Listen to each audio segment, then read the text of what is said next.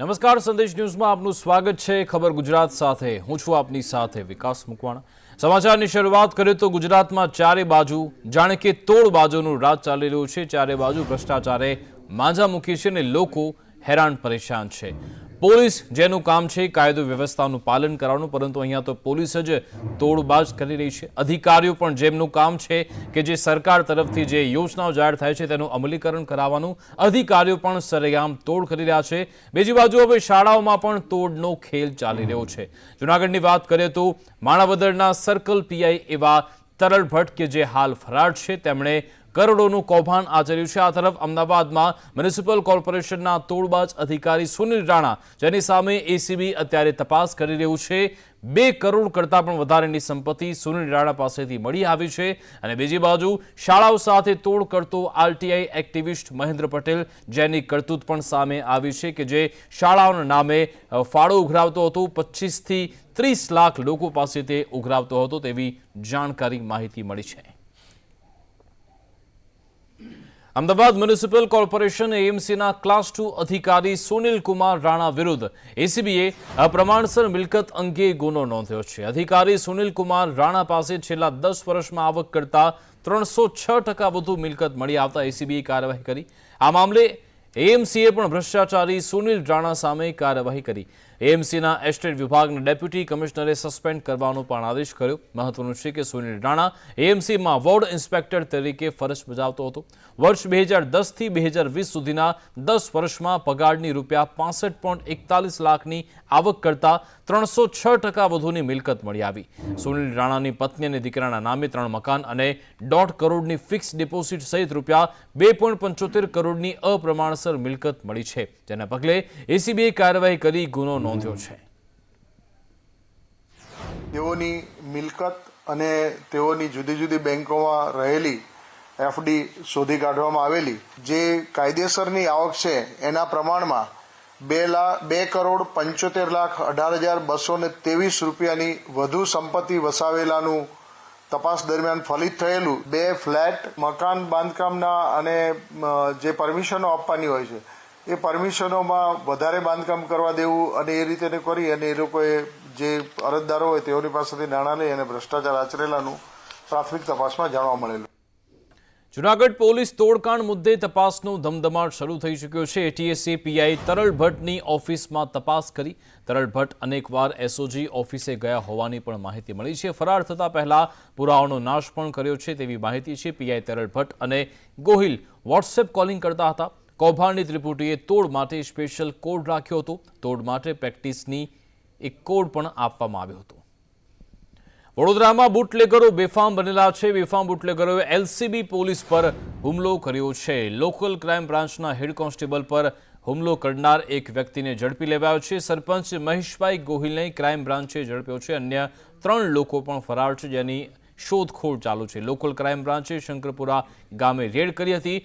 Red દરમિયાન સરપંચ મહેશભાઈને ઝડપી લેવાયા હતા। આરોપી સરપંચ પાસેથી 34 લાખથી વધુનો મુદ્દામાલ જપ્ત કરવામાં આવ્યો છે। રાજકોટની વોકહાર્ટ હોસ્પિટલ વિવાદમાં આવી છે। ગાદીનું ઓપરેશન કર્યા બાદ ચોંકાવનારો ખુલાસો થયો અને જાણવા મળ્યું કે ઓપરેશન કરવામાં જ નહોતું આવ્યું। જો કે આ અંગે પરિવારજનોને જાણ થતાં પરિવારજનો હોસ્પિટલ પહોંચ્યા હતા અને સંચાલકોને આ અંગે જાણકારી આપી। સંચાલકોએ કહ્યું કે અમે પૈસા પરત આપવા માટે અમે સહમત છીએ।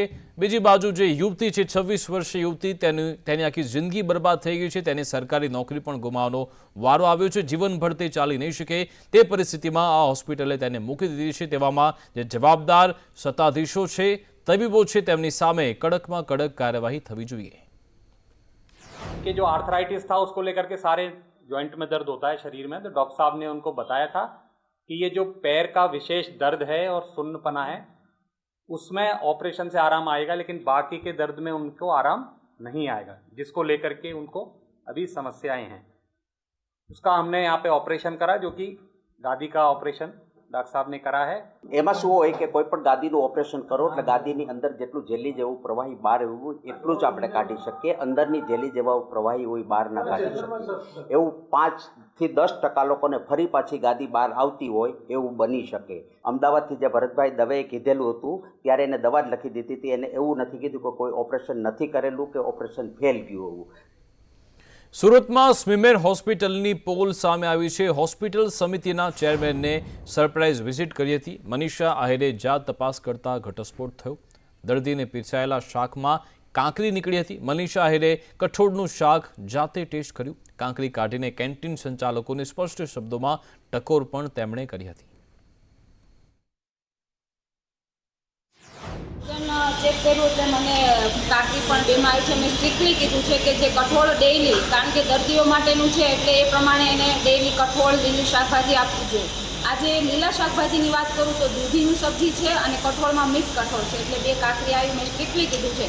કઠોળ મેં જે સ્ટોર કરેલું છે ઓકે છે, સ્ટોરેજની જે વ્યવસ્થા છે એ ખૂબ સારી છે, પણ એને ચેક કરીને જ બનાવવામાં આવે એવી સ્ટ્રિક્ટલી અહીં સ્ટાફને મેં સૂચના આપી છે.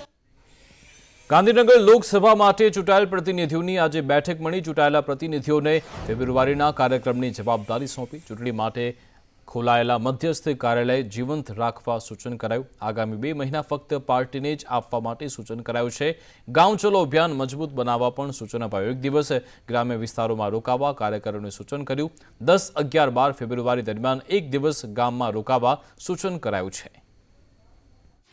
સંગઠનાત્મક અને ચૂંટાયેલા લોકો સાથેની બેઠક કરી આવનારી લોકસભાની ચૂંટણી માટે કેવા પ્રકારે ઘર ઘર સુધી પહોંચી શકાય, મતદારો સુધી પહોંચી શકાય એ અંગેની તૈયારીઓના ભાગરૂપે અને આવનારી ચૂંટણી વિધાનસભામાં વધુમાં વધુ લીડ કેવી રીતે મેળવી શકાય એ માટેના જે પ્રયત્નો કેવી રીતે કરી શકાય, બૂથ સુધી સક્રિયતા કેવી રીતે વધારી શકાય એ માટેની આજની બેઠકમાં ચિંતા અને ચર્ચા બંને કરવામાં આવી.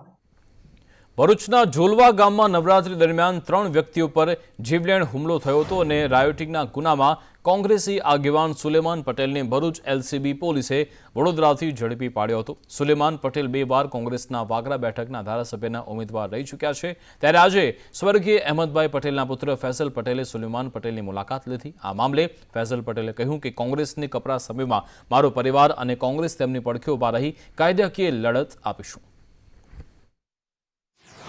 मैं भरूच डिस्ट्रिक्ट जेल में मेरे प्रिय मित्र और कांग्रेस के लॉन्ग टर्म सुलेमान पटेल जी को मैं मिलने आया हूं.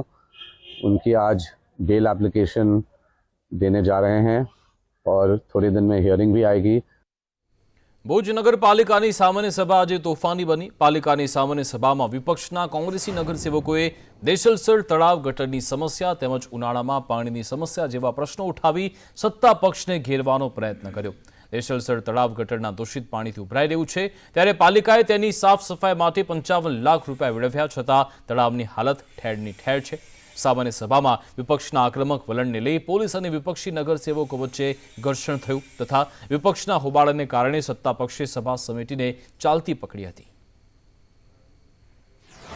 કે ભાઈ 1 મહિનો થયો, લાઈન બેસી ગઈ છે, કોઈ કામગીરી થતી નથી, તો ખરેખર તમે આ રાજીનામું આપી દો અથવા આનો કંઈક નિરાકરણ કરો. ઉવાની પ્રજા, વોર્ડ નંબર 3ની પ્રજા અત્યારે ત્યાંથી નીકળી નથી શકતી, ત્રાહિમામ પોકારે છે. ઊંઝા નગરપાલિકાના પ્રમુખ પદ માટે આજે ચૂંટણી યોજાઈ હતી, જેમાં નવા પ્રમુખ તરીકે જિજ્ઞા પટેલની વરણી થઈ હતી. ચૂંટણી માટે ઊંઝા પાલિકાના તમામ 36 સભ્યો હાજર રહ્યા હતા અને પ્રમુખ પદ માટે એક જ ફોર્મ આવતા પાલિકાના પ્રમુખ પદ માટે જિજ્ઞાબેનની બિનહરીફ વરણી કરવામાં આવી હતી. ભારતીય જનતા પાર્ટી દ્વારા જે મારા પર વિશ્વાસ મૂક્યો છે એ બદલ હું વડાપ્રધાન નરેન્દ્ર મોદી સાહેબનો, અમારા લોકલાડીલા ધારાસભ્ય કે પટેલ સાહેબનો ખૂબ ખૂબ આભાર માનું અને એમને જે રીતે વિકાસના કામો દેશમાં આગળ કર્યા છે એ રીતે અમે ઊંઝાને પણ એ જ પંથે આગળ લઈ જઈશું. પાદરા વડતાલ તાબાના સ્વામિનારાયણ મંદિરમાં વિવાદ સર્જાયો છે. અહીંયા દિવ્ય શાકોત્સવ અને સત્સંગ પહેલા જ વિવાદ થયો હતો. સ્વામિનારાયણ મંદિરમાં આરતી ઉતારવા બાબતે વિવાદ થયો. આરતી મુદ્દે નવા અને જૂના પંથ વચ્ચે વિવાદ થયો. બહેનોના મંદિરમાં આરતી નહીં ઉતારવા મુદ્દે તાળું મરાયું હતું. નવા પંથના આચાર્ય દ્વારા જૂના મંદિરમાં આરતીને લઈ વિવાદ થયો. સમગ્ર મામલે પોલીસ બંદોબસ્ત અહીંયા ખડકી દેવાયો છે.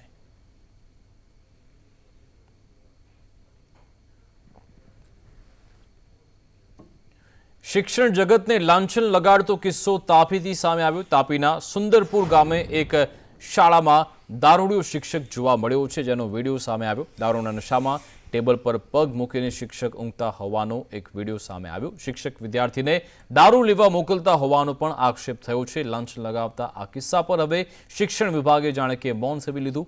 આ અંગે સંદેશ ન્યૂઝે ડીપીઓને સવાલ પણ પૂછ્યા હતા. જોકે ડીપીઓ સંદેશ ન્યૂઝના સવાલથી ભાગતા જોવા મળ્યા. તો ગ્રામજનોએ શિક્ષકના ફોટો સાથે અધિકારીને રજૂઆત પણ કરી છે. ગ્રામજનોએ તાલુકા શિક્ષણ અધિકારીને આ અંગે રજૂઆત કરી છે. તાપી જિલ્લાના બાળકોનું ભવિષ્ય અંધકારમય બન્યું હોય તેવા દ્રશ્યો સર્જાઈ રહ્યા છે. અંગ્રેજી માધ્યમ શાળામાં પ્રવાસી શિક્ષકોને છૂટા કરી દેવાતા અહીંના બાળકોનું ભવિષ્ય જોખમાયું છે. એમનું શિક્ષણ કથળી ગયું છે. ત્યારે અહીં વાલીઓ ભેગા થઈને રજૂઆત કરવા આવ્યા છે. આપણે પૂછીશું, જી શું કહેવા માંગશો? અમે કહેવા માંગશું કે સર, અમારા પોયરાનું ભવિષ્યનો હમણાં સવાલ છે. તો આ લોકોએ ટીચરને છૂટા કરી મૂકેલા છે. તો હવે 2 મહિનામાં એક્ઝામ છે પાછું. તો અમારા પોયરાનું ભવિષ્યનું શું થાય? જી શું કહેવા માંગશો? અમે એટલું જ કહેવા માંગીએ છીએ કે અમારી સ્કૂલમાં જે શિક્ષકો હતા અમને પાછળ શિક્ષકો જોઈએ છે. જી શું કહેશો? શું કહેવાય, હવે છોકરાઓનું ભવિષ્યનું તો બહુ છે ને, બહુ અઘરું થઈ ગયું છે હવે. કારણ કે આ લોકો છે તે બીજા ટીચર મૂકતા નથી અને જે હતા તેને પણ છૂટા કરી નાખ્યા એ લોકોએ. જી શું કહેવા માંગશો? પરીક્ષા નજીક આવતી છે, બરાબર. હવે સરકારે તો ટીચરે તો મૂકવું જ જોઈએ. હવે તમને પ્રવાસી શિક્ષક નથી મળતા, બરાબર, ને જે હતા તમે એને જ કાઢી મૂકતા છે. તો પછી કેવી રીતે અમારા માણસ પરીક્ષા આપીએ? અમારા જે પોયરા લોકો છે તે કેવી રીતે પરીક્ષા આપીએ? ને કોના પાસે આપીએ? અહીંયા તો જે સરકારી સ્કૂલવાળા છે તે કંઈ જવાબદારી લેતા નથી અમારા પોયરા લોકોની. 2 મહિનામાં એક્ઝામ છે હમણાં, તો કોણ હમણાં એમને એડમિશન બીજા સ્કૂલમાં આપશે? અને ગુજરાતી વાળા પ્રિન્સિપાલ તો મારું કોઈ જાતિ નહીં. જ્યારે પણ મિટિંગ આવે છે તો ભાગમ ભાગ જ કરે છે. કોઈ દિવસે એમને મેં બોલ્યું કે અમને કોઈ જાતનો સહકાર આપે. બસ ખાલી એમ જ બોલે અમે તમારી સાથે છીએ, તમારી સાથે. શું કહેવા માંગશો? આગળ છોકરાઓને સંડાસ બાથરૂમ સાફ કરવા કે છોકરાઓને, અને બધું ઝાડુ પોતા એ બધું છોકરાઓ જ મારે. અનુભટ સંદેશ ન્યૂઝ તાપી. 75માં ગણતંત્ર દિવસે કર્તવ્ય પથ પર ગુજરાતની સાંસ્કૃતિક વિરાસતની ઝાંખી બીજી વાર દેશની જનતાની પ્રથમ પસંદ બની હતી. પ્રજાસત્તાક દિવસની પરેડમાં ધોરડો વર્લ્ડ બેસ્ટ ટુરિઝમ વિલેજના ગુજરાતના ટેબ્લોને 2 એવોર્ડ મેળવવાનું ગૌરવ પ્રાપ્ત થયું છે. તો જજીસ ચોઇસ કેટેગરીમાં દ્વિતીય સ્થાન મળ્યું. ગુજરાતના ટેબ્લો સતત બીજા વર્ષે પીપલ ચોઇસ એવોર્ડમાં અવ્વલ ક્રમે આવ્યા. ટેબ્લોસની શ્રેષ્ઠતા પસંદગી માટે દેશની જનતા પાસેથી ઓનલાઈન વોટિંગ કરાયું હતું. જેમાં પીપલ્સ ચોઇસ એવોર્ડ કેટેગરીમાં સૌથી વધારે 32% વોટ શેર સાથે ગુજરાતનો ટેબ્લો પ્રથમ ક્રમે આવ્યો. 2008માં જ્યુરી મેમ્બર્સ ચોઇસ એવોર્ડમાં સ્થાન મેળવ્યા પછી ફરી એકવાર આ વર્ષે પણ ગુજરાતનો ટેબ્લો જ્યુરી મેમ્બર્સની ચોઇસ બન્યો. આ ગૌરવ સન્માન માટે મુખ્યમંત્રી ભૂપેન્દ્ર પટેલે અભિનંદન પાઠવતા ટ્વીટ પણ કર્યું હતું. તો કિંજલ દવેને સેશન્સ કોર્ટે રાહત આપી છે. 4 બંગડીને લઈ ઘણા સમયથી એક કેસ ચાલતો હતો, ત્યારે આ કેસમાં હવે રાહત આપતા કોર્ટે કહ્યું કે કિંજલ દવે 4 બંગડી ગીત ગાઈ શકશે. અમદાવાદ સિટી સિવિલ કોર્ટે આ હુકમ કર્યો છે. લાંબા સમય સુધી આ અરજી પર સુનાવણી ચાલતી હતી. અંતે આજે સેશન્સ કોર્ટે કિંજલ દવેને રાહત આપતા કહ્યું છે કે કિંજલ દવે હવે જાહેર કાર્યક્રમમાં તમામ જગ્યાએ આ ગીત ગાઈ શકશે.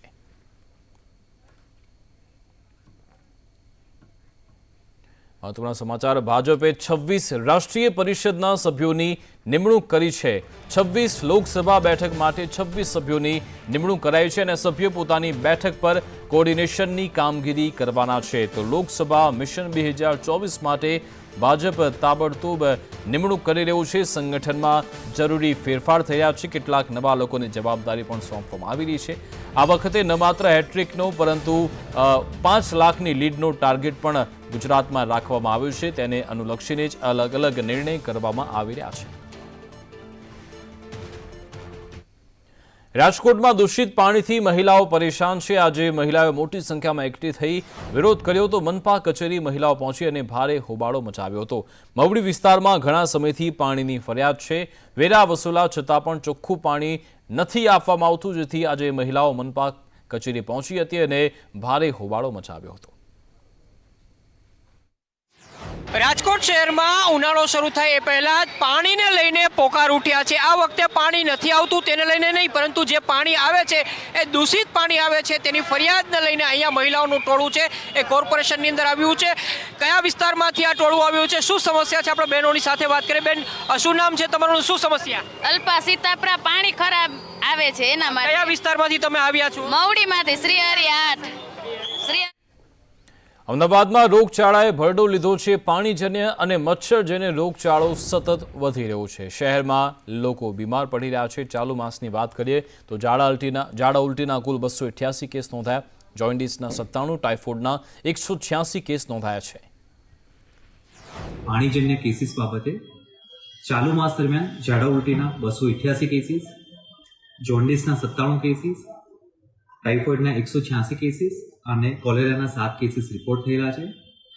કોલેરાના cases Lambha ward, Vastral ward, Vatva ward અને અમરાઈવાડી વોર્ડમાંથી આ કેસીસ રિપોર્ટ થયેલા છે. કોર્પોરેશન દ્વારા આ પ્રકારના કોઈ પણ વોટરબોર્ન કેસીસ નોંધાય તો તેના માટે પાણીના સેમ્પલ લેવાની કામગીરી કરવામાં આવે છે. રાજ્યભરમાં સગર્ભા મહિલાઓને કસ્તુરબા પોષણ સહાય યોજના હેઠળ સહાય ચૂકવાય છે. સગર્ભા મહિલાઓને રૂપિયા 2000ના 3 હપ્તા મળી કુલ 6000ની સહાય ચૂકવાય છે. પરંતુ હવે તંત્ર આ સગર્ભા મહિલાઓ પ્રત્યે નિર્દય બન્યું હોય તેમ જામનગરમાં આ મહિલાઓને છેલ્લા 6 મહિનાથી સહાય નથી ચૂકવાઈ, જેથી આ સગર્ભા મહિલાઓ પારાવાર મુશ્કેલીનો સામનો કરી રહી છે. આ બાબતે જામનગર મહાનગરપાલિકા દ્વારા ઉચ્ચ કક્ષાએ અનેક રજૂઆત કરી છતાં પણ પરિણામ શૂન્ય છે. જે તંત્ર મહાનગરપાલિકાને નથી ગાંઠતું તે સામાન્ય માણસની વાત તો શું સાંભળે? આવા અનેક સવાલ લોકોના મનમાં ઉઠી રહ્યા છે.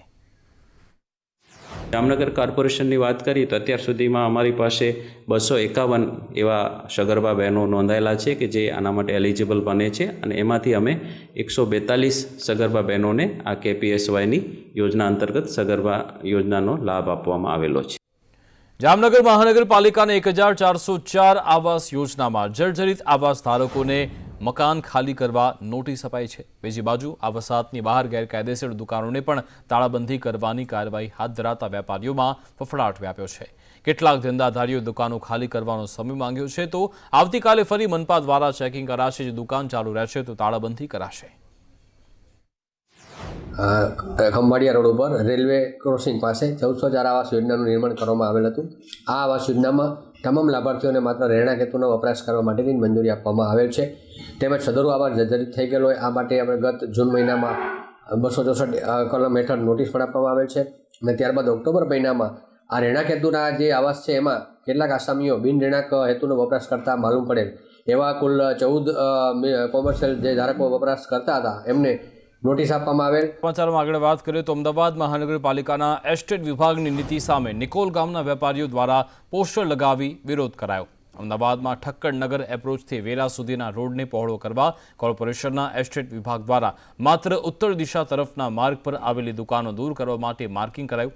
વેપારીઓની માંગ છે કે રોડના સેન્ટર પોઈન્ટને માર્ક કરી તેની બંને તરફના 12 ફૂટના દબાણ દૂર કરાય, જેથી કોઈ એક તરફના વેપારીના ધંધા રોજગાર છીનવાઈ ન જાય.